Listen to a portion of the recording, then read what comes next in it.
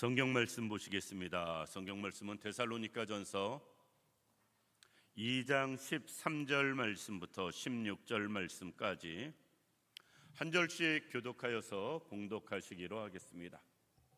찾으셨으면 교독하여 봉독하십니다. 이러므로 우리가 하나님께 끊임없이 감사함은 너희가 우리에게 들은 바 하나님의 말씀을 받을 때에 사람의 말로 받지 아니하고 하나님의 말씀으로 받음이니 진실로 그러하도다. 이 말씀이 또한 너희 믿는 자 가운데에서 역사하느니라. 형제들아, 너희가 그리스도 예수 안에서 유대에 있는 하나님의 교회들을 본받은 자 되었으니 그들이 유대인들에게 고난을 받음과 같이 너희도 너희 동족에게서 동일한 고난을 받았느니라. 유대인은 주 예수와 선지자들을 죽이고 우리를 쫓아내고 하나님을 기쁘시게 하지 아니하고 모든 사람에게 대적이 되어 우리가 이방인에게 말하여 구원받게 함을 그들이 금하여 자기 죄를 항상 채우매 노하심이 끝까지 그들에게 임하였느니라. 아멘. 오늘 이 시간은 본문 말씀 통해서 바울의 감사라는 제목으로 말씀을 생각해 보려고 합니다. 우리는 감사하라는 말씀을 압니다. 감사해야 된다는 것도 다 알고 있습니다.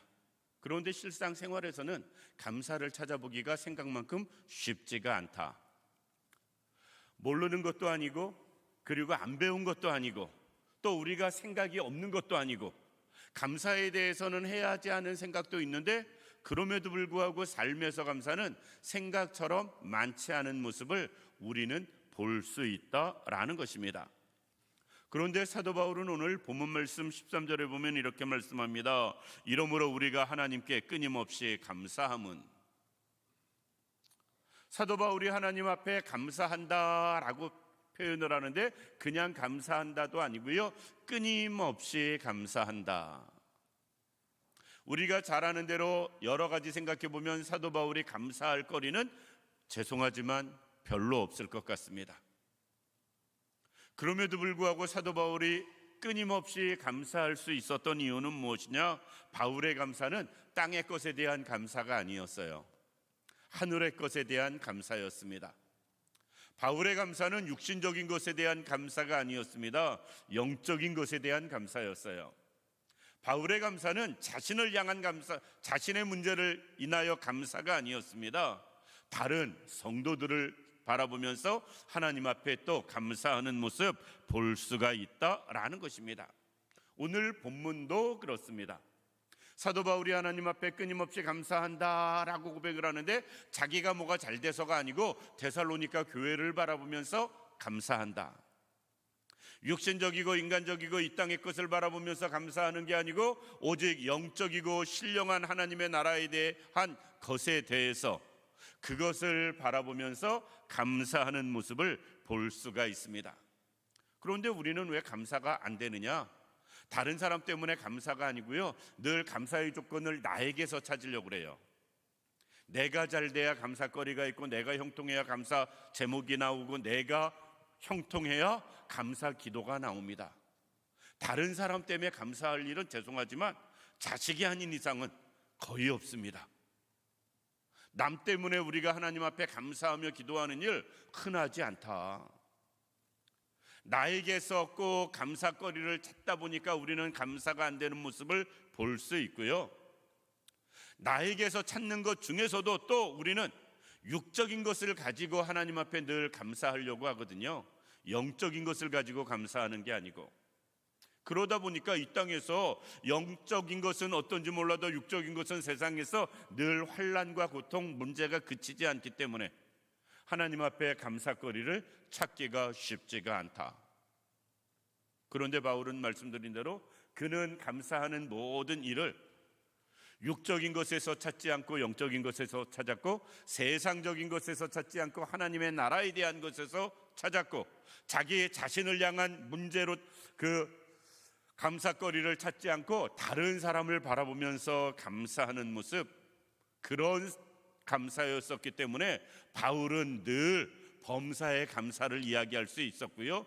끊임없이 감사를 오늘 본문에 이야기하고요. 빌립보서 말씀을 통해서 볼 때는 감옥에서도 감사하는 사도 바울의 모습을 볼 수가 있다. 우리도 감사를 이야기할 때 우리는 아니할지라도 감사하자 그 이야기를 해요. 그런데 정말 죄송하지만 거기서 이것도 아니고 저것도 아니고 찌라도 할 때 다 육신적인 거예요. 다 육신적인 겁니다. 영적인 것이 아닙니다. 우리는 육신적인 게 그래도 감사하자라는 생각을 하는데 영적인 것 생각하면 감사할 거리는 그렇게 찌라도 생각하지 않더라도 많이 생겨나는, 그리고 감사거리가 풍성해지는 그런 모습 볼 수 있습니다. 나 하나만 놓고 보고 우리 가정만 놓고 보고 감사거리를 찾으려니까 또 감사거리가 없습니다.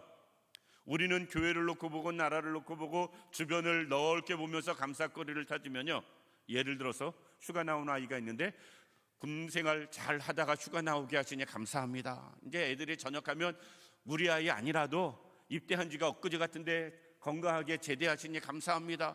우리가 내 문제가 아니고 다른 사람 문제로 감사거리를 찾기 시작하면요, 감사거리는 끊임없이 나올 수 있습니다. 그런데 항상 내 문제만 가지고 감사하려고 하다 보니까 우리는 감사를 못한다. 우리도 바울처럼 감사거리를 나에게서 찾지 말고 다른 분들에게서 찾을 수 있는 은혜가 있기를 원하고요. 세상적인 것보다는 하나님의 나라 것, 육신적인 것보다는 영적인 것에서 우리가 초점을 맞추면서 감사거리를 찾아갈 수 있는 우리들 되기를 원합니다. 그럼 본문을 통해서는 사도 바울은 끊임없이 감사한다라고 이야기하는데 무엇 때문에 이렇게 사도 바울은 끊임없이 감사한다라고 이야기하고 있는가? 크게 두 가지로 생각해 보려고 합니다. 첫 번째, 데살로니가 교회 성도들을 바라보면서 그들이 말씀을 하나님의 말씀으로 받는 것에 대해서 감사했다라고 13절에 말씀하고 있습니다. 이러므로 우리가 하나님께 끊임없이 감사함은 너희가 우리에게 들은 바 하나님의 말씀을 받을 때에 사람의 말로 받지 아니하고 하나님의 말씀으로 받으니 진실로 그러하도다 라고 말씀하고 있어요. 그러니까 지금 사도 바울이 감사하는 이유는 무엇이냐? 자기 문제로 감사하는 게 아니고 데살로니가 교회의 성도들이 육신적인 것을 가지고 감사하는 게 아니고요, 영적인 것 하나님의 말씀을 하나님의 말씀으로 받기 때문에 그것 때문에 감사하는 모습을 볼 수 있다라는 것입니다.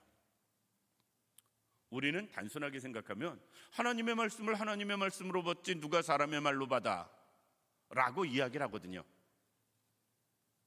그런데 우리는 설교를 통해서 참 많은 분들이 시험에 들어요. 설교를 통해서 참 많은 사람이 시험에 듭니다. 예를 들어서 전도를 정말 안 하는 사람에게 전도 설교를 하면 맨날 전도만 설교한다고 시험 들 수 있어요. 하나님 앞에 참 인색한 사람에게 11조 설교하면 시험 들 수 있습니다. 우리가 설교를 통해서 나만 놓고 해라고 말하는 소리, 저 참 자주 듣는 말 중에 하나거든요. 제가요 그렇게 성도님들 생활에 크게 관심 없어요. 일일이 상황을 몰라요. 그런데 어떻게 누구를 놓고 설교를 하겠어요? 제가 그분에게 그렇게까지 관심 없는데 그분은 내가 자기 속사정까지 다 알고 있는 걸로 하세요. 그래서 자기 놓고 설교한다고. 제가 그렇게 모든 사람 상황을 알 정도면 걱정도 안 하지요. 왜 우리는 그런 일들이 생기는가? 하나님의 말씀을 하나님의 말씀으로 받는다면 그런 일이 생길까 하는 것입니다. 성경 아닌 얘기, 인간적이고 다른 어떤 면에서 다른 계산이 있어서 하는 말이든지 다른 뜻을 가지고 하는 말이든지 특별한 목적을 가지고 하는 설교라면은 혹시 문제가 되어질 수 있습니다. 그런데 성경을 가지고 성경 이야기만 하고 성경으로 끝나도 우리는 그 설교를 가지고 시험에 들거든요. 많은 사람이 나만 놓고 설교해 하시거든요. 왜 그런 일이 생겨날까? 하나님이 우리에게 말씀하셔도 우리는 그 말을 사람의 말로 듣기 때문에 그렇습니다. 하나님의 말씀을 하나님의 말씀으로 듣는다면 절대 그렇게 받아들일 수가 없어요. 성경에 없는 얘기를 하고 또 지독하리만큼 인간적이고 세상적이고 물질적인 설교를 한다 그러면 그럴 수 있습니다. 그런데 성경 가지고 성경적인 이야기를 성경적으로 풀어드려도 늘 그런 분들은 끊임없이 생기거든요.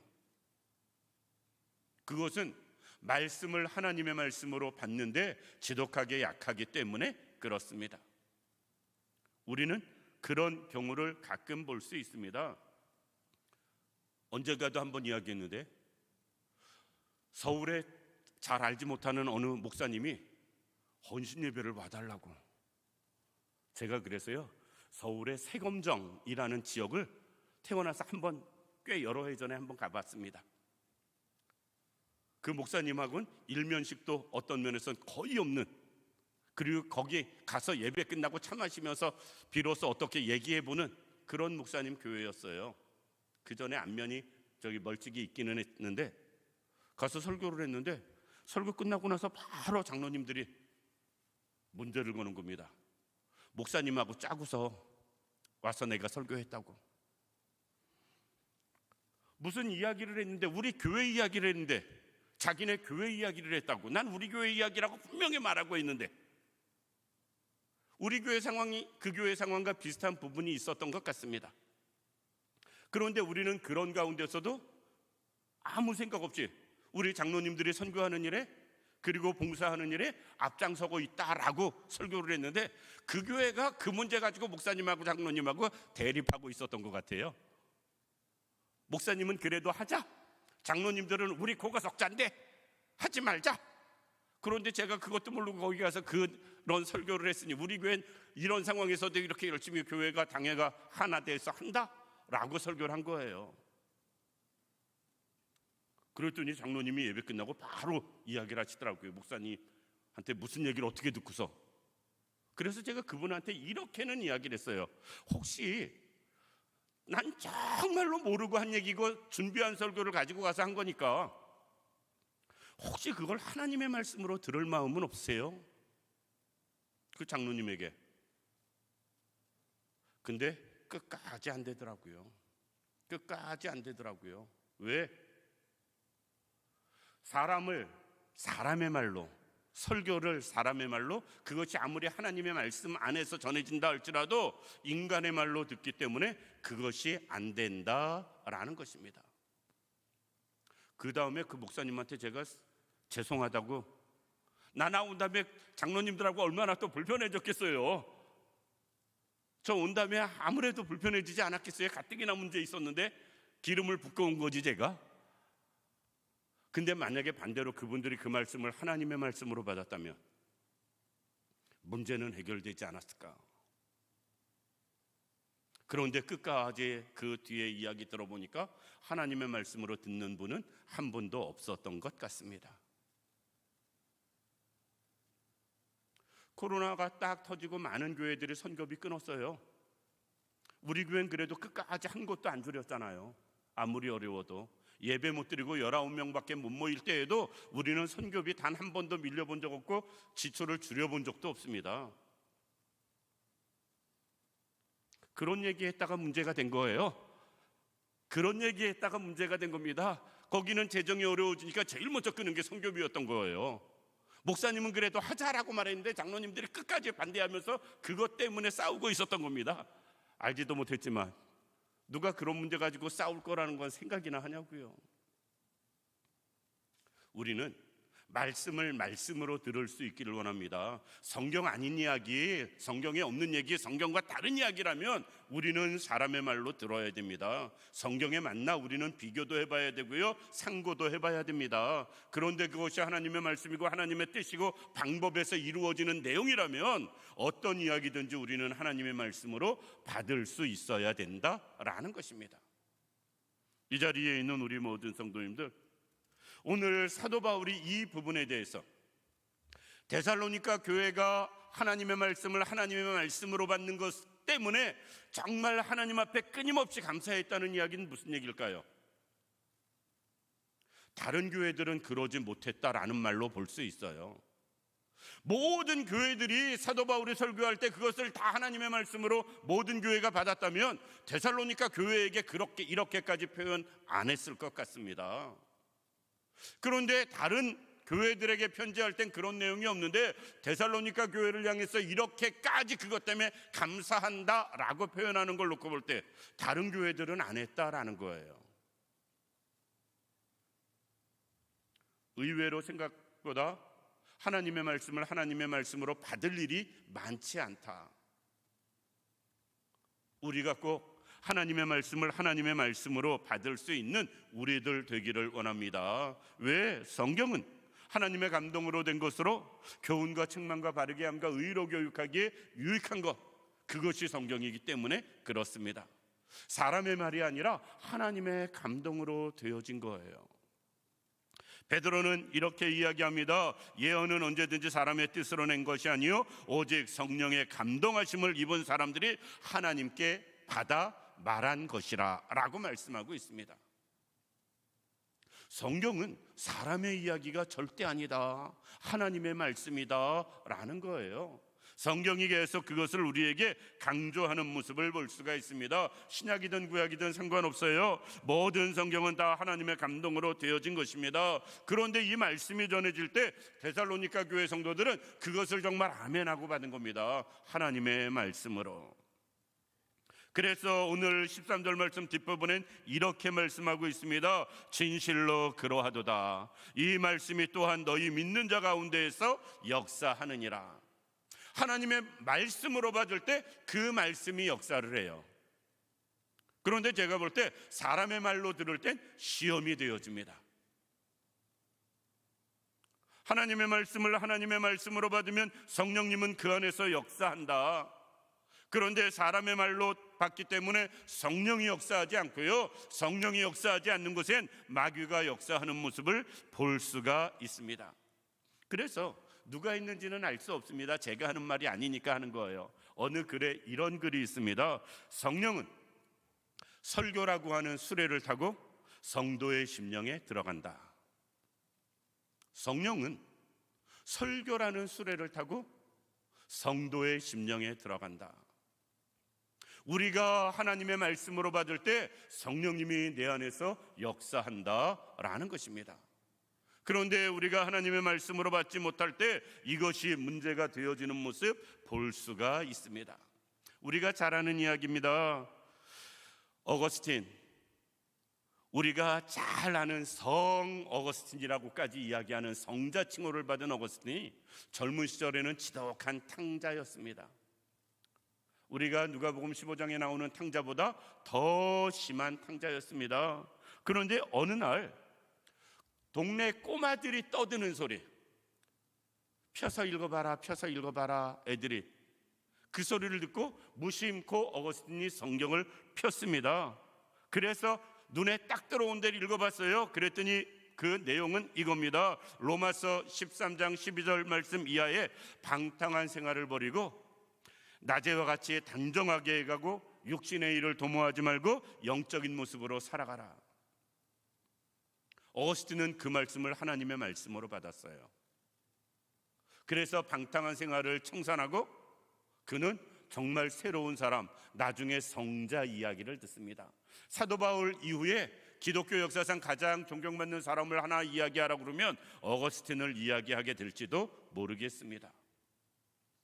물론 그렇다고 우리가 성경 딱 찾아보고 그렇게 하라는 얘기는 절대 아니에요. 그런데 하나님은 지금도 말씀을 통해서 역사하시는 것만큼은 누구도 부정할 수 없다라는 것입니다. 우리가 잘 아는 루터는 종교개혁을 할 때 하나님의 말씀 한 절을 딱 붙잡고 했습니다. 로마서 1장 17절 말씀입니다. 오직 의인은 믿음으로 말미암아 살리라. 이 말씀 한 절이 신부인 루터가 교황청과 대적하는 일이 생겨졌고요, 그리고 정말 암흑기, 종교의 암흑기 그 교회를 새롭게 빛으로 인도하는 놀라운 일을 감당하게 만듭니다. 하나님의 말씀이 우리 안에서 역사하면 크고 놀라운 일이 되어진다라는 것입니다. 주님도 말씀하셨거든요.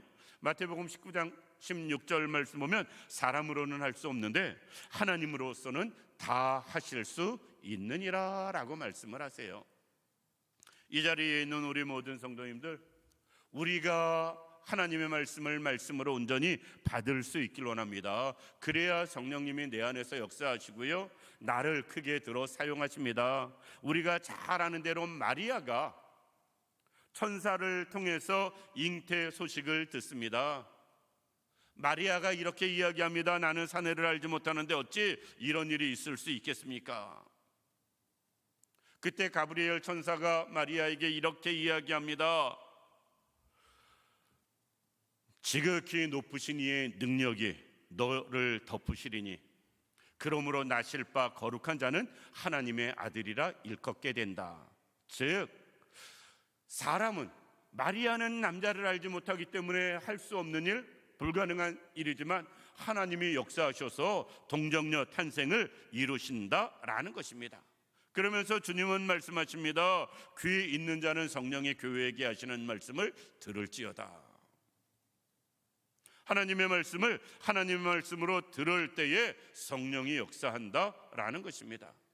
우리가 꼭 그럴 수 있기를 원합니다.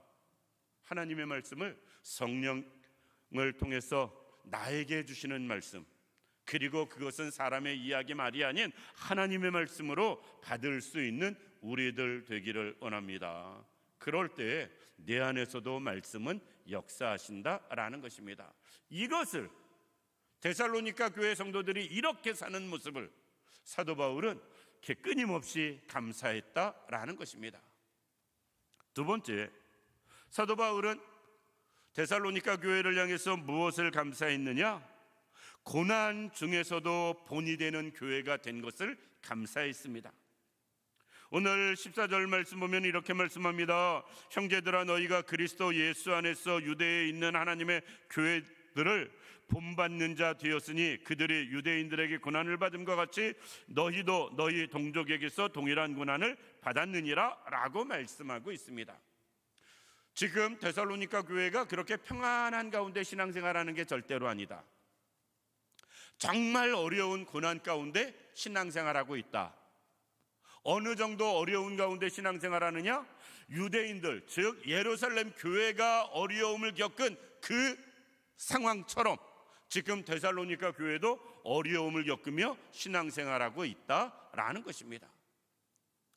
예루살렘 교회가 큰 핍박이 임했을 때 예루살렘 교회는 그것 때문에 신앙을 포기하지 않고 흩어지는 일이 발생하더라도 그들은 나가서 믿음을 지켰고 복음을 전하였고 하나님의 일을 감당했습니다.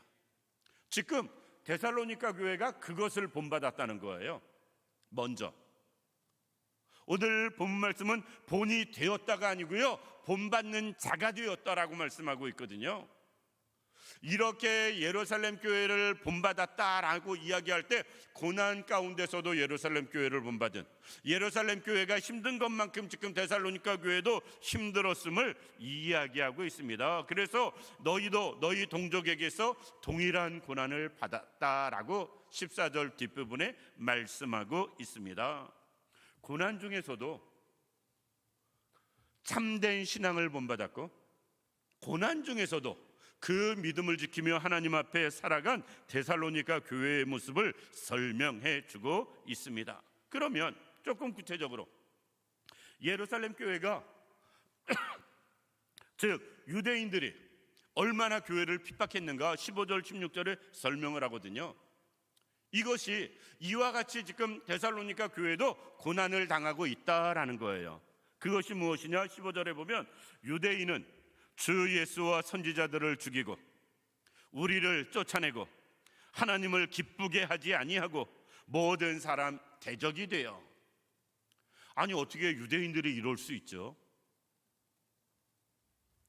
예수님과 선지자들을 죽였다, 믿는 사람들을 쫓아냈다, 하나님을 기쁘게 하지도 않았다, 그리고 모든 사람에겐 대적이 되었다.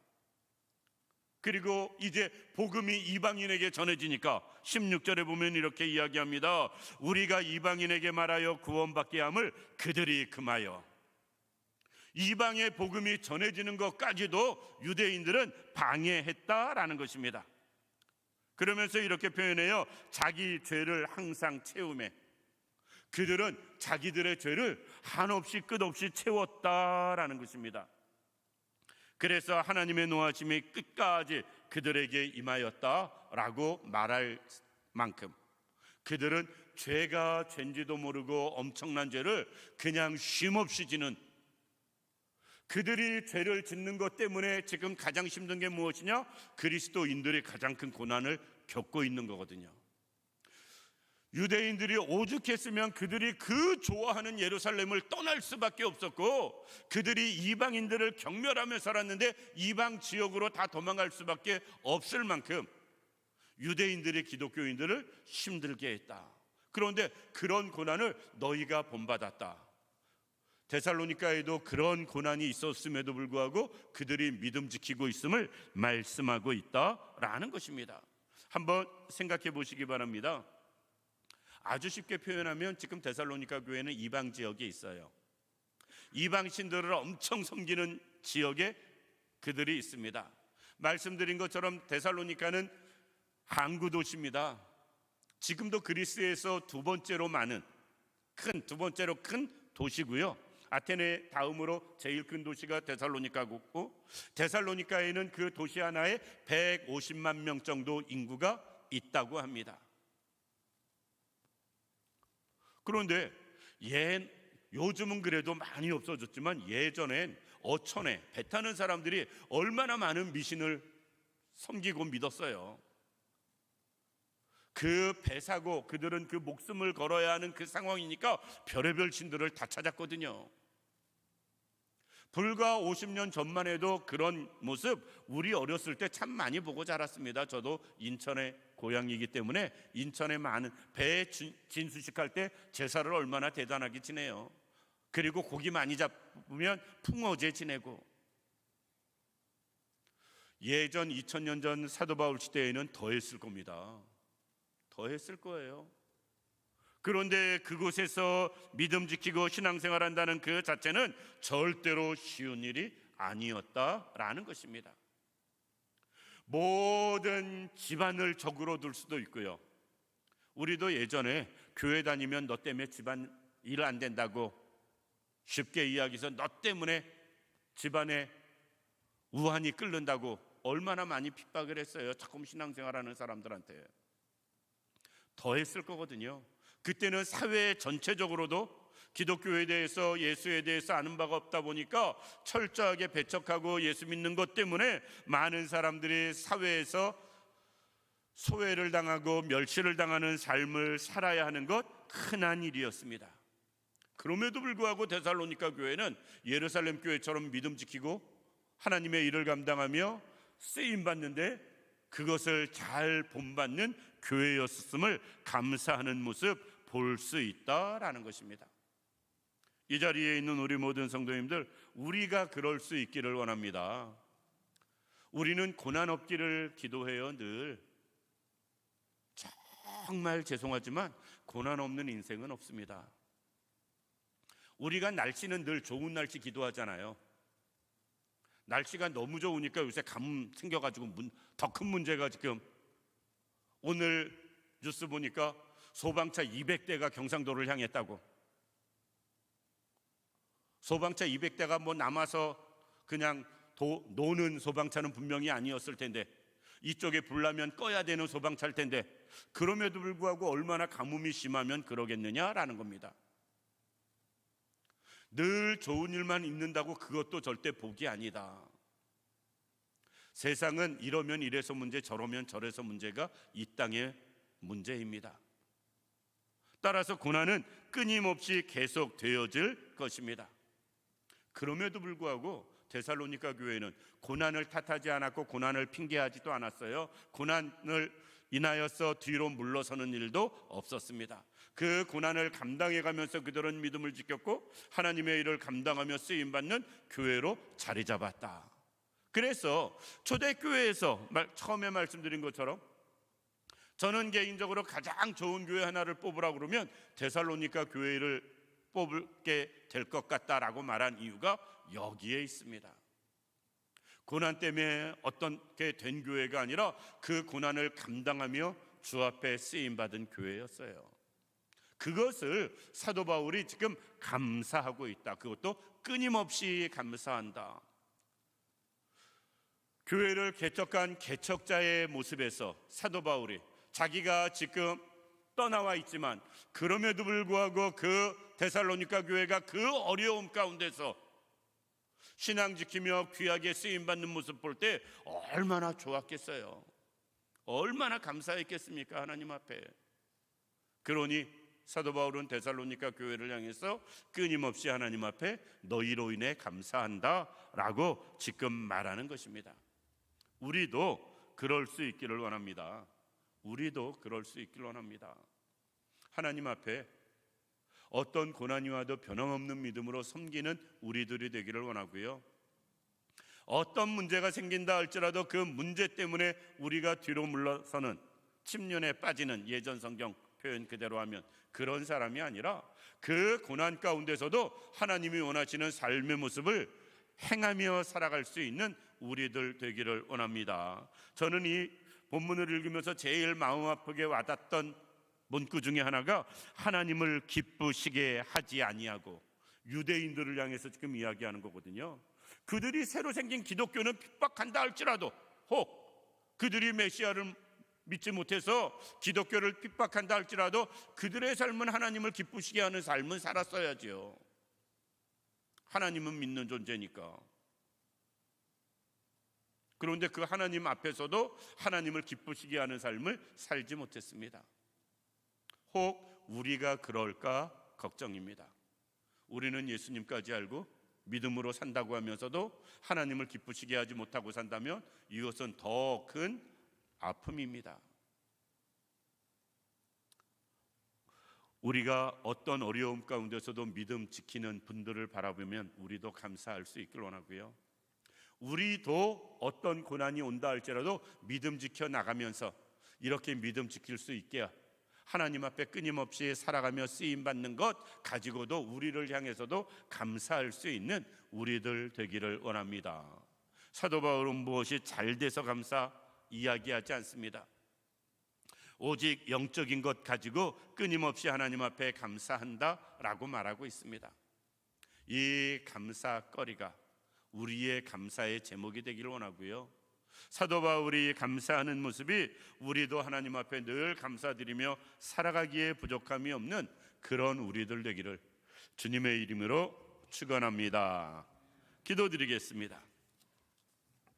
살아서 역사하시는 참 좋으신 아버지 하나님, 은혜와 사랑을 진심으로 감사드립니다.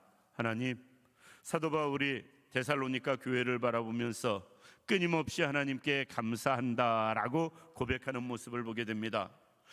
하나님의 말씀을 하나님의 말씀으로 받는 모습에 감사했고, 고난 중에도 유대인들과 같이 행하지 아니하며 끝까지 믿음 지키며 고난을 감당하며 주 앞에 살아가고 쓰임받는 그 모습에 감사하는 모습을 보게 됩니다. 하나님, 우리도 하나님의 말씀을 하나님의 말씀으로만 받을 수 있는 은혜가 있게 하여 주옵시고, 우리도 어떤 고난이 온다 할지라도 하나님 그 고난을 헤쳐나가며 주 앞에 살아가고 쓰임받기에 부족함이 없도록 인도하여 주옵소서.